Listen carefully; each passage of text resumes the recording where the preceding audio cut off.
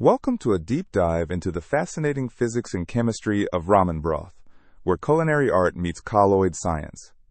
Ramen broth is a complex colloidal emulsion where fat droplets suspend in water stabilized by proteins and gelatin from bones. Let's start by understanding what a colloid actually is and why ramen broth is a perfect example. A colloid is a mixture where tiny particles, typically between 1 and 1,000 nanometers in size, are dispersed throughout a medium. The particle size ranges from 1 nanometer to 1,000 nanometers, placing them between true solutions and suspensions. In ramen broth, microscopic fat droplets form the dispersed phase, while water forms the continuous phase. Here you can see the structure. Fat droplets are suspended throughout the aqueous phase, creating the characteristic cloudy appearance of Tonkotsu broth. You might ask, why does understanding colloid science matter for cooking? The answer is that it controls everything from texture to flavor release.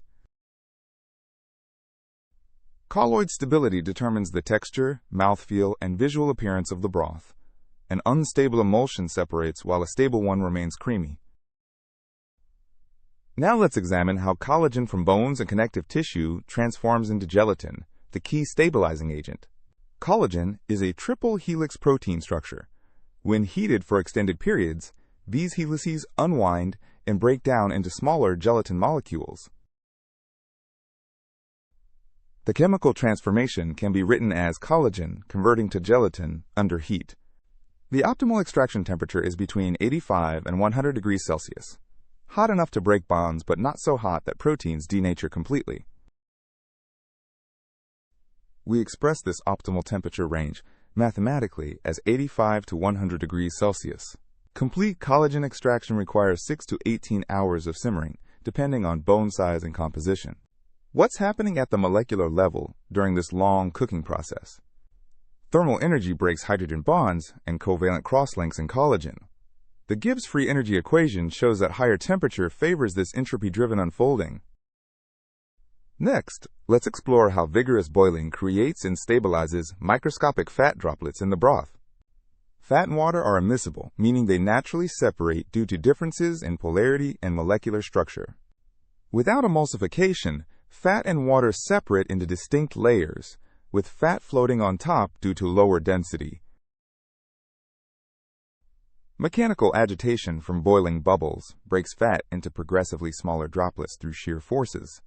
The droplet diameter is proportional to surface tension divided by density times velocity squared, according to Weber number analysis.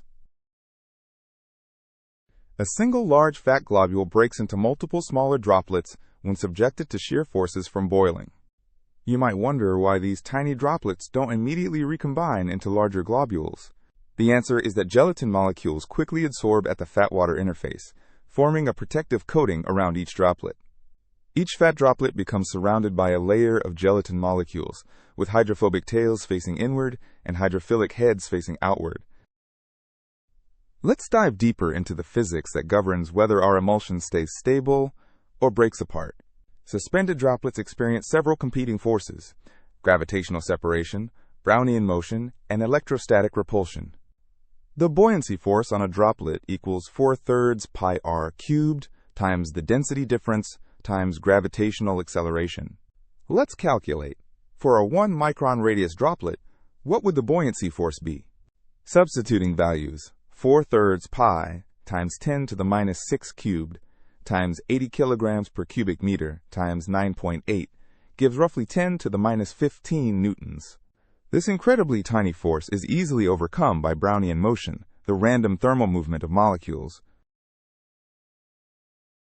The thermal energy is 3/2 kBt, approximately 6 times 10 to the minus 21 joules at room temperature.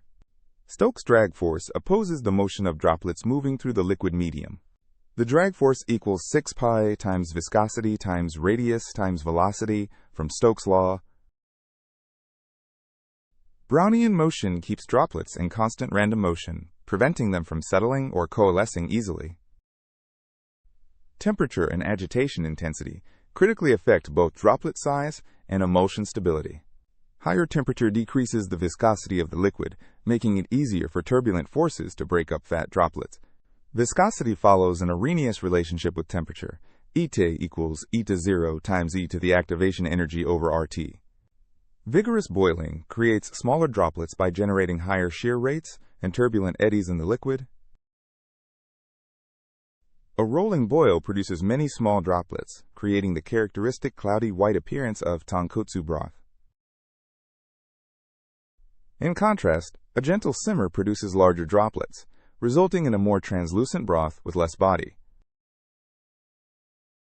How does droplet size affect the visual appearance and turbidity of the broth? Turbidity is proportional to the number of particles times their cross-sectional area divided by droplet diameter. Smaller droplets scatter light more effectively, according to Mie scattering theory, creating the milky white appearance. Let's understand why rapid cooling and reheating can destabilize our carefully created emulsion. Gelatin undergoes a sol-gel transition at temperatures between 25 and 35 degrees Celsius, where it changes from liquid to gel state. The gelation temperature is approximately 30 degrees Celsius for typical gelatin concentrations in ramen broth. As temperature decreases, viscosity increases dramatically at the gel point, fundamentally changing the emulsion structure. During rapid cooling, the gelatin molecules crystallize in bulk, rather than maintaining their position at droplet interfaces. Without the protective coating, droplets can now coalesce, merging into larger globules that eventually separate. Two small droplets coalesce into one larger droplet when the stabilizing gelatin layer is compromised by cooling. Even after reheating, the emulsion may not return to its original state because droplets have already merged. Now let's connect the microscopic physics to the macroscopic sensory experience of drinking ramen broth. The mouthfeel, or tactile sensation in the mouth, depends on apparent viscosity and how particles interact with our tongue and palate. The apparent viscosity equals water viscosity times 1 plus 2.5 times volume fraction from Einstein's viscosity equation for dilute suspensions. Higher gelatin concentration increases both the continuous phase viscosity and droplet interactions, creating a richer mouthfeel. A rich broth has high droplet concentration and viscosity, coating the mouth and delivering sustained flavor. A thin broth has fewer droplets and lower viscosity, providing less mouthfeel but perhaps brighter flavors. Gelatin molecules form weak physical networks connecting droplets, creating thixotropic behavior. The storage modulus, a measure of gel strength, scales with concentration to the power of 2.3, showing strong concentration dependence. The same physics governing ramen broth applies to countless industrial products. Paints are colloidal suspensions, where pigment particles are stabilized in polymer solutions, just like fat and gelatin. Cosmetics, like lotions, are oil and water emulsions stabilized by surfactants and thickeners. Even milk is a natural emulsion, where fat globules are stabilized by casein proteins at the interface. All these products share the same fundamental physics: colloidal particles stabilized by interfacial layers. The key similarity is that surface-active molecules prevent coalescence by creating energy barriers between particles. The energy barrier to coalescence equals surface tension times the contact area between droplets. Let's put some real numbers to our understanding of ramen broth physics. A typical tonkotsu broth has the following approximate composition by mass. Water comprises about 94% of the total mass. Fat content ranges from 3 to 4%. Gelatin contributes 1 to 2% of the mass. Other dissolved solids make up the remaining 1%. What does this composition tell us about the actual number of droplets in the broth? The number of droplets approximately equals volume fraction times total volume divided by single droplet volume. Let's calculate for 1 micron radius droplets in 1 liter of broth. That gives us 0.04 times 10 to the minus 3 divided by 4/3 pi times 10 to the minus 6 cubed, approximately 10 trillion droplets. That's an astounding 10 trillion individual fat droplets in every liter of broth. What's the total surface area of all these droplets combined? The total area equals n times 4 pi r squared, approximately 120 square meters. That's 120 square meters of fat-water interface packed into just 1 liter of broth, comparable to a small apartment. Let's translate this physics knowledge into practical cooking techniques. Technique 1. Maintain a vigorous rolling boil for at least 6 hours to extract collagen and create small droplets. Technique 2. Never let the broth cool completely during cooking, as this can cause premature gelation and separation. Technique 3. Add water gradually as it evaporates to maintain optimal gelatin and fat concentrations. The 5 critical parameters for perfect ramen broth: heat, time, agitation, concentration control, and avoiding cooling cycles. Why do chefs prefer certain bones over others for making tonkotsu? Pork femurs contain high marrow fat for richness and thick cortical bone packed with collagen for gelation. Chicken backs have thin bones with high surface area, allowing faster collagen extraction in 3 to 4 hours instead of 12. Different temperature and time combinations produce dramatically different results. This graph shows extraction rate versus time at 2 temperatures. Higher temperature extracts collagen faster but risks over-extraction. High temperature with short time gives aggressive extraction, producing cloudy broth quickly but with potential harshness. Lower temperature with longer time gives gentle extraction, producing cleaner flavors with good body. Let's examine common mistakes that break the emulsion and how to avoid them. Problem 1. Refrigeration causes the fat layer to solidify and separate, breaking the emulsion structure. After refrigeration, fat solidifies into a distinct top layer, while gelatin gels below. Problem 2.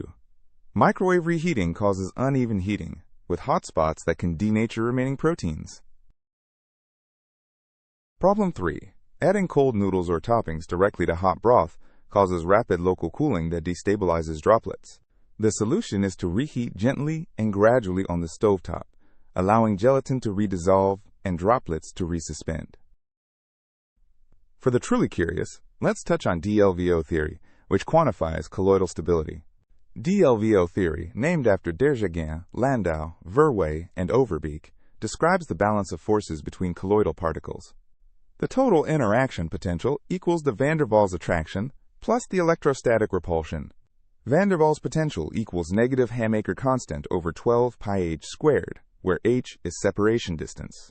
Electrostatic repulsion follows this exponential decay with surface potential and ionic strength. The total potential shows an energy barrier that prevents droplets from getting close enough to coalesce. In ramen broth, gelatin provides primarily steric stabilization through physical obstruction rather than electrostatic repulsion. Let's put everything together into an optimized recipe based on physics principles. Target collagen extraction should be 8 to 12 grams per liter for optimal gel strength and mouthfeel. Target fat content should be 3 to 5% by volume for rich flavor without greasiness. Optimal drop size is between 0.5 to 2 microns for maximum turbidity and mouthfeel. To achieve this optimal droplet size, control boiling intensity and time to ensure sufficient shear and heat for gelatin extraction and emulsification. In conclusion, the physics of ramen broth is a complex interplay of colloidal science, thermodynamics, and fluid dynamics. By understanding these principles, cooks can optimize their recipes and techniques to produce the perfect bowl of ramen. By combining the art of cooking with the science of physics, we can unlock the full potential of ramen broth and create a truly unforgettable culinary experience.